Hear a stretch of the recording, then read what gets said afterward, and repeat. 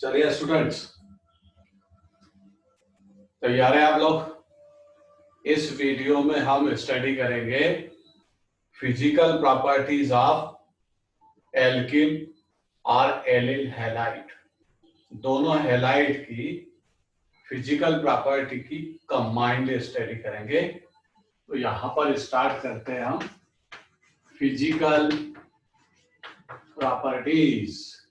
Physical properties में first point तो physical state का आता है।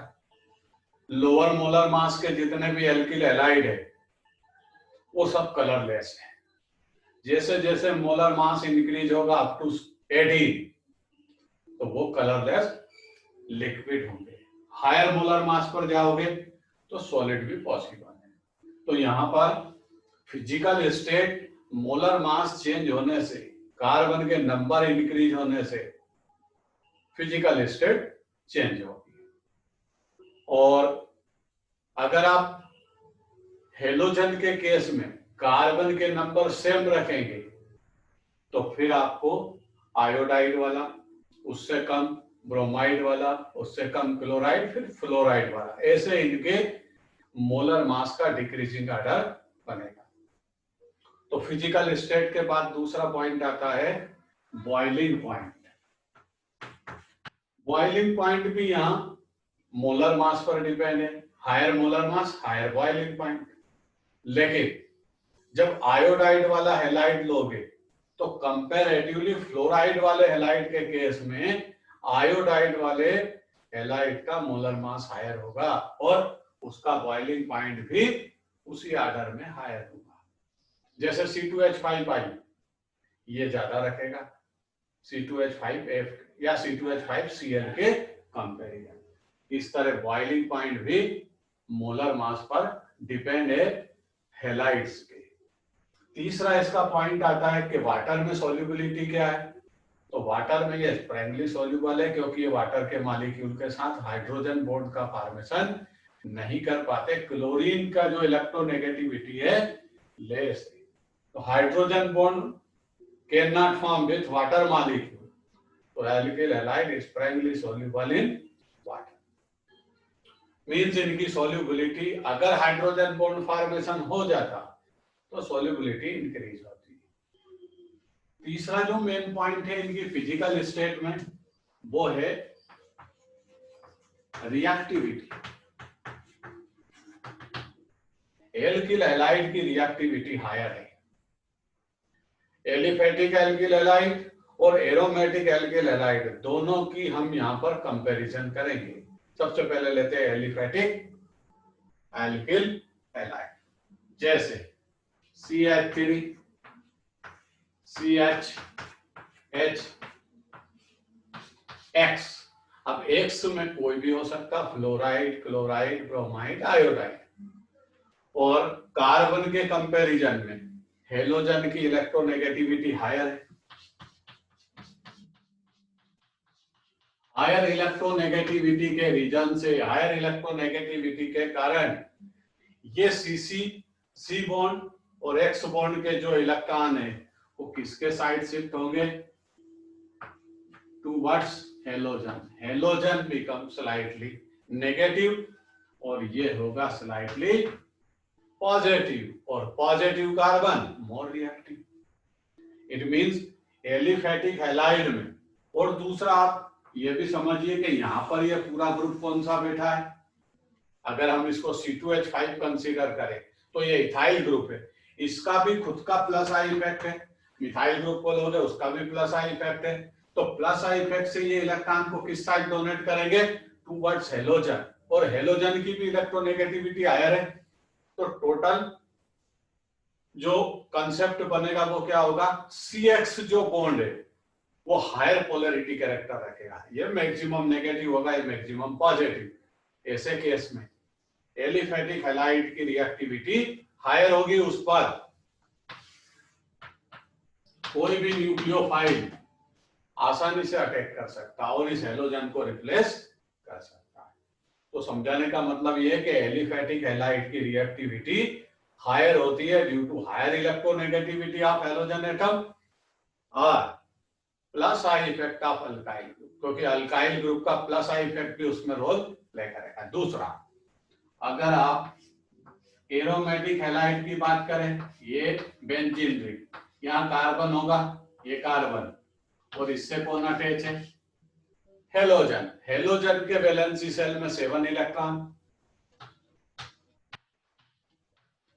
और एक यहाँ बॉन्ड पेयर में, हेलोजन के 7 इलेक्ट्रॉन एक बॉन्ड पेयर में शिफ्ट है और 3 लोन पेयर उसके अपने पास, means halogen electron pair rich है। और जब वो बेंजीन रिंग से अटैच होगा तो बेंजीन रिंग का स्ट्रक्चर कैसा है?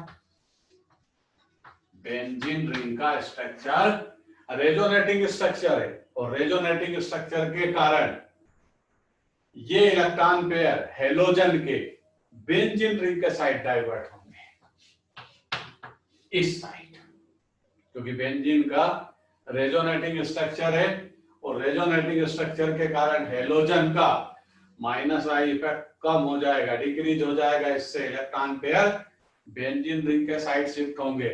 और ऐसे केस में ये जो CX बॉन्ड है ये क्या हो जाएगा? स्मॉलर इन साइज, और बॉन्ड स्मॉलर इन साइज होगा तो बॉन्ड कैसा हो जाएगा? स्ट्रॉन्गर। अब इसको ब्रेक करना डिफिकल्ट है, अब इसको कोई ब्रेक नहीं कर सकता। इसका मतलब aryl halide, aromatic halide least reactive होगा एलिफेटिक हैलाइड के कंपैरिजन। इसकी रिएक्टिविटी हायर होगी, इसकी रिएक्टिविटी लेस होगी, बेंजीन के रेजोनेटिंग स्ट्रक्चर के कारण। क्लियर? और यहां इसका इफेक्ट इलेक्ट्रोनेगेटिविटी हायर है तो बॉन्ड पेयर को अपने साइड लेगा, अल्काइल ग्रुप भी उसको सपोर्ट करेगा। इसमें इधर आएगा तो बॉन्ड स्मॉलर होगा, स्ट्रॉन्गर होगा, और बॉन्ड स्मॉलर स्ट्रॉन्गर होगा तो उसको ब्रेक करना डिफिकल्ट है। तो एरोमेटिक या एरिल हैलाइड में न्यूक्लियोफिलिक सब्स्टिट्यूशन डिफिकल्ट है, मींस ये लीस्ट रिएक्टिव होगा एलिफेटिक हैलाइड के कंपैरिजन। आगे बढ़ते हैं। अब बताएं एक प्रॉपर्टी और है इसकी, फिजिकल प्रॉपर्टीज, जिसमें हम स्टडी करेंगे dipole moment. Dipole moment. Dipole moment क्या होता है पहले ये समझेंगे, फिर हैलाइड की बात करेंगे और एलिफेटिक हैलाइड के साथ साथ एरोमेटिक हैलाइड की भी बात करेंगे। डाइपोल मोमेंट को हम रिप्रेजेंट करते हैं म्यू से, और डाइपोल मोमेंट तब पैदा होता है जब दो एटम डिफरेंट इलेक्ट्रोनेगेटिविटी से कंबाइंड हो, मींस उनकी इलेक्ट्रोनेगेटिविटी डिफरेंट है और वो कोवेलेंट बॉन्ड से अटैच है। तो कोवेलेंट बॉन्ड के इलेक्ट्रॉन हायर इलेक्ट्रोनेगेटिविटी एलिमेंट के साइड डिस्प्लेस होंगे, जिससे एक एटम पार्शियली नेगेटिव होगा, एक एटम पार्शियली पॉजिटिव, एक पॉजिटिव एक नेगेटिव, इसी का नाम डाइपोल है। और उसी मॉलिक्यूल या एटम के अंदर या जो भी सिस्टम है उसके अंदर क्या प्रोड्यूस हो जाएगा? Dipole moment. डाइपोल जैसा डेफिनेशन है, टू अपोजिट पोल। डाइपोल का मतलब two opposite pole near to each other in space called dipole, और उनमें अट्रैक्शन इंट्रैक्शन पैदा होगा तो उससे पैदा होगा डाइपोल मोमेंट। डाइपोल मोमेंट को रिप्रेजेंट करते हैं म्यू से, और इसका फार्मूला क्या है? चार्ज इनटू डिस्टेंस, और डिस्टेंस भी इसमें एंगल के थ्रू परपेंडिकुलर होगी। तो चार्ज इनटू डिस्टेंस ये डाइपोल मोमेंट का फार्मूला है। अब डाइपोल मोमेंट वेक्टर क्वांटिटी है और इसकी जो डायरेक्शन है पॉजिटिवली एटम से नेगेटिव एटम के साइड होती है, इसलिए इसको बोलते हैं वेक्टर क्वांटिटी। अब यहां पर हम डाइपोल मूवमेंट की स्टडी नहीं कर रहे हैं, डाइपोल मूवमेंट से related aliphatic and aromatic halide की प्रॉपर्टी की स्टडी कर रहे हैं। तो सबसे पहले आते हैं कि एल्किल हैलाइड जो होते हैं उनमें डाइपोल मूवमेंट के कई एक्सेप्शनल केस है, और एक्सेप्शनल केस को याद रखना थोड़ा सा टिपिकल होता है।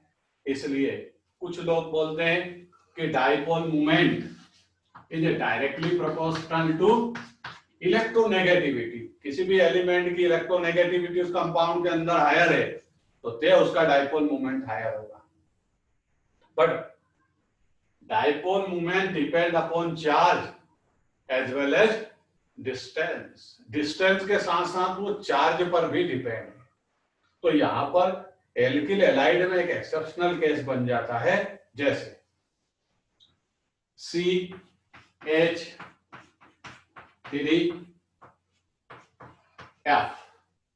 Methyl fluoride. दूसरा कौन होगा? Methyl chloride. तीसरा मिथाइल ब्रोमाइड। और फोर्थ नंबर पर कौन होगा? Methyl iodide. अगर हम इलेक्ट्रोनेगेटिविटी का कंसेप्ट लें कि electronegativity directly proportional to dipole moment, तो इनमें सबसे हाईएस्ट डाइपोल किसका होगा? CH3F का, क्योंकि फ्लोरीन की इलेक्ट्रोनेगेटिविटी हायर है। उससे कम इससे कम, सबसे कम इसका, क्योंकि आयोडीन की इलेक्ट्रोनेगेटिविटी लेस है। लेकिन बॉन्ड लेंथ सबसे ज्यादा किसमें होगी?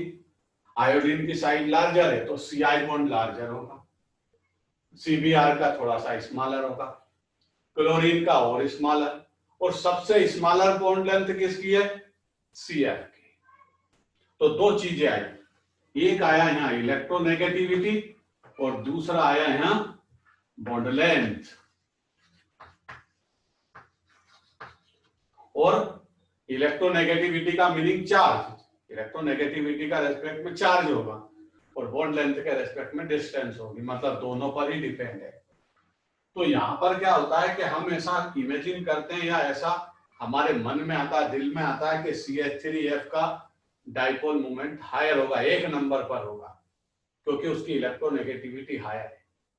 लेकिन चार्ज पर डिपेंड होने के साथ साथ ये डिस्टेंस पर भी डिपेंड है।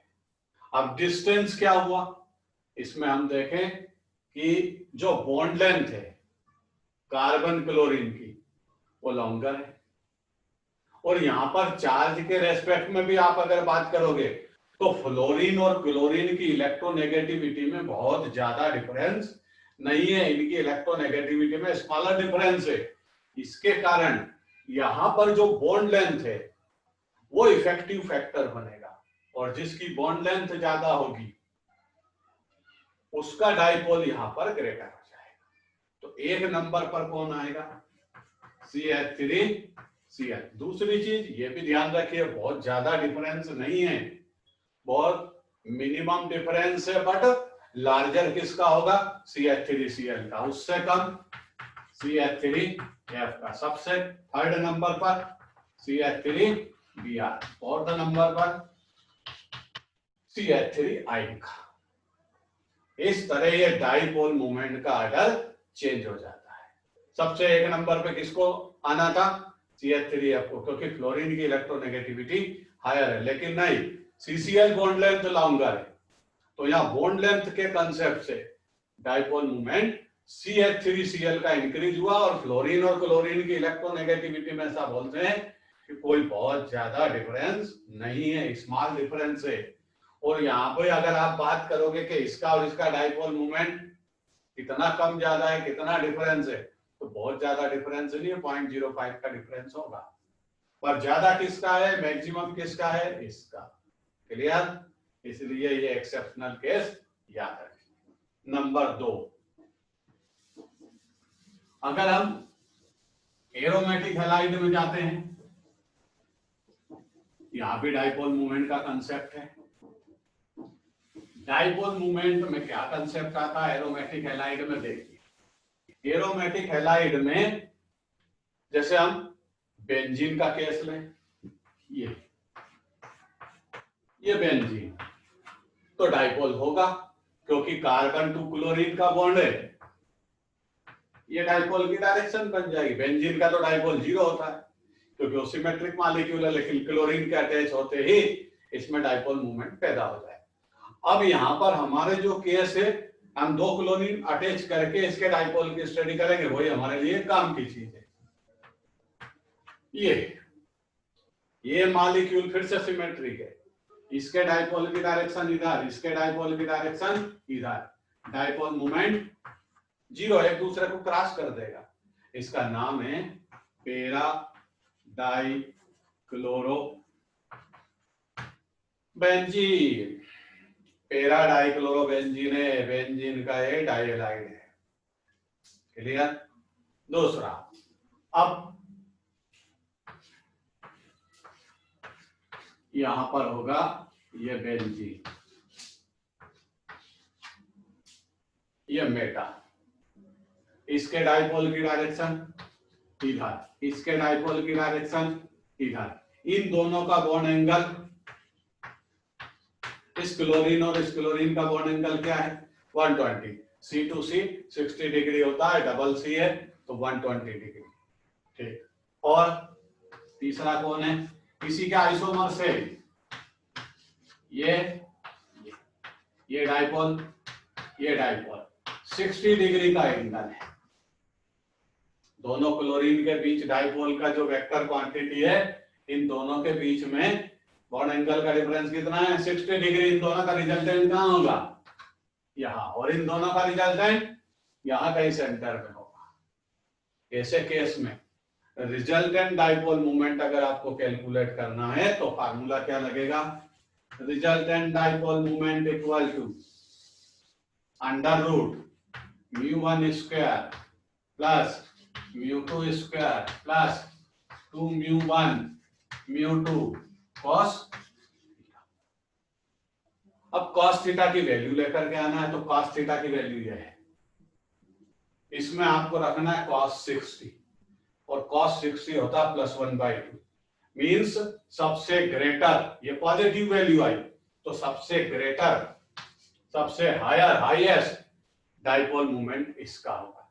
इसमें ऐसा भी लोग याद रखते हैं, मिनिमम एंगल मैक्सिमम डाइपोल, इसका एंगल मिनिमम है तो इसका डाइपोल मैक्सिमम होगा, लेकिन ऐसे नहीं, cos 60 की वैल्यू रखेंगे, cos 60 1/2 +1/2, तो ये पूरा आंसर प्लस हो जाएगा, इंक्रीज हो जाएगा। ये इसका केस सॉल्व करोगे तो cos 120 -1/2, ये पूरी वैल्यू को यहां तक माइनस करेगा और इसका डाइपोल मूवमेंट इसके कंपैरिजन में डिक्रीज होगा। और ये अपोजिट इक्वल है, सिमेट्रिक मॉलिक्यूल है तो जीरो। इस तरह ये डाइपोल मूवमेंट का कैलकुलेट करने का तरीका है। और अगर यहाँ क्लोरीन लगा के रखे, आप यहाँ NO2 लगा रखे, तो भी डाइपोल इसी का ज्यादा होगा। अगर यहाँ Cl लगा, यहाँ NO2 लगा दे, तो भी इसी का डाइपोल कम होगा। और यहाँ Cl लगा दे, NO2 लगा दे, तो फिर आपको डाइपोल उनकी स्ट्रेंथ से कैलकुलेट करना पड़ेगा। NO2 ज्यादा इलेक्ट्रॉन को खींचता है, उसका डाइपोल ज्यादा होगा, Cl कम खींचता है, कम होगा, फिर क्रॉस करेंगे लेकिन डिक्रीज होगा। इस तरह अगर यहाँ NO2 लगाकर रखते हैं एक क्लोरीन के प्लेस पे, तो भी इनका यही आर्डर होगा, increasing order of dipole movement. इस तरह ये एरोमेटिक हैलाइड के केस में डाइपोल मूवमेंट का कंसेप्ट है। अब आता है, वापस से हम एरोमेटिक हैलाइड में आते हैं। एलिफैटिक हैलाइड और एरोमेटिक हैलाइड में, एरोमेटिक हैलाइड में आपने कैलकुलेशन की। अब मान लीजिए 4 कंपाउंड है जिनमें कंफ्यूजन होता है, जैसे CbR4, ये एक कंपाउंड है। दूसरा आपको दिया CHBr3 और तीसरा दिया CH2Br2 और चौथा दिया CH3Pr। ये 4 कंपाउंड है और चारों कंफ्यूजन वाले हैं, सब में ब्रोमीन है, किसी में 1 है तो किसी में 2 तो किसी में 3 किसी में 4। इन चारों में आपको डाइपोल मूवमेंट के बारे में इंक्रीजिंग ऑर्डर में अरेंज करना है। तो देखते कैसे करते हैं। पहले इसको बनाएंगे, ये तो टेट्राहेड्रल है। जो टेट्राहेड्रल होगा उसका डाइपोल मोमेंट तो जीरो होगा, क्रॉस हो जाएगा। जैसे मीथेन का कार्बन टेट्राक्लोराइड CCl4, इन सब के डाइपोल मोमेंट क्या होते हैं? जीरो। ये क्रॉस हो गया, ये इसको क्रॉस करेगा, ये इसको क्रॉस करेगा, गेम ओवर। तो डाइपोल मोमेंट क्या है? जीरो। सबसे हाईएस्ट किसका होगा? उसका। क्यों? इस तरह डायग्राम, वो भी टेट्राहेड्रल है, ये ब्रोमीन, ये H, ये H, ये H, सबसे हाईएस्ट इसी का होगा। क्यों? कि डाइपोल की डायरेक्शन इसकी इधर, और ये तीनों इसको क्या करते हैं? तीनों का डाइपोल मोमेंट इसको सपोर्ट करता है। तो सबसे हाईएस्ट डाइपोल किसका होगा? CH3Br का। और सबसे मिनिमाइज किसका होगा? इसका। मतलब अपनी दो प्रॉब्लम सॉल्व हो गई कि डाइपोल मोमेंट CBr4 का सबसे कम और सबसे हाईएस्ट CH3Br। अब देखिए CH3Br में और क्यों इंक्रीज हुआ उसका और कारण समझाता। ये CH3Br, CH3 में मिथाइल ग्रुप का इफेक्ट कैसा होता है? प्लस आई। और methyl group plus I effect से इलेक्ट्रॉन डेंसिटी किधर डोनेट करेगा? Towards bromine. ब्रोमीन को हायर नेगेटिवली चार्ज में कन्वर्ट करेगा, और जितना इलेक्ट्रॉन का चार्ज सेपरेशन होता है डाइपोल मोमेंट उतना ज्यादा होता है। तो ये डाइपोल मोमेंट हाईएस्ट क्यों रखेगा? उसका कारण है मिथाइल ग्रुप का प्लस आई इफेक्ट इसके डाइपोल को इंक्रीज करता है। अब इन दोनों में बात करें कि इन दोनों में कौन आएगा। तो इन दोनों में सबसे हाईएस्ट तो ये आ गया, सबसे लोवेस्ट ये आ गया, इससे कम ये होगा। इसका डायग्राम बनाना, ये कार्बन, ये ब्रोमीन, ये ब्रोमीन, ये हाइड्रोजन, ये हाइड्रोजन, इस तरह होगा। इन दोनों ब्रोमीन का रिजल्टेंट इधर, इन दोनों का इधर, ये इसको सपोर्ट करेगा। इस तरह ये वाला कंपाउंड CH2 Br2 इससे कम डाइपोल रखेगा। और इस नंबर पर कौन आएगा? ये क्या डायग्राम बना देता? CH, ये H, यहां रख लीजिए H, यहां Br, यहां भी Br और यहां भी Br। इसमें प्रॉब्लम क्या आ गई? डिक्रीज क्यों हुआ इसके कंपैरिजन में? ये दो बड़े ग्रुप ब्रोमीन अपोजिट बनेंगे, कभी भी आप कहीं भी बनाओ ये एक दूसरे के अपोजिट आएंगे टेट्राहेड्रल में। तो ये डाइपोल इसका, ये डाइपोल इसका, ये एक दूसरे को क्रॉस करते थे। इक्वल अपोजिट है, क्रॉस हो जाएगा। इसका डाइपोल इधर, इसका डाइपोल इधर, ये इसको सपोर्ट करेगा। तो डाइपोल की डायरेक्शन इधर होगी, लेकिन इससे कम होगी। और ये तो सबसे कम है टेट्राहेड्रल ज्योमेट्री में, क्रॉस होकर जीरो हो जाएगा। इस तरह ये इनका आर्डर है। फर्स्ट का सबसे कम, सेकंड का उससे ज्यादा, थर्ड का सबसे ज्यादा और फोर्थ का सबसे हाईएस्ट होगा। इस तरह हैलाइड के केस में डाइपोल मूवमेंट का बड़ा इंपॉर्टेंस है। ये क्वेश्चन एग्जाम ओरिएंटेड है, आते हैं दो क्वेश्चन इसमें एग्जाम ओरिएंटेड है। एल्किल हैलाइड एरोमेटिक हैलाइड की रिएक्टिविटी का कंपैरिजन और इनके डाइपोल मूवमेंट का कंपैरिजन, जो एक्सेप्शनल केस है। और यहाँ भी कंफ्यूजन होता है, इसलिए इनको डायग्राम बना करके याद रखिए, आर्डर याद रखिए। इसके साथ अगले वीडियो में हम स्टार्ट करेंगे chemical properties of alkyl halide and aromatic halide. Okay, bye, see you.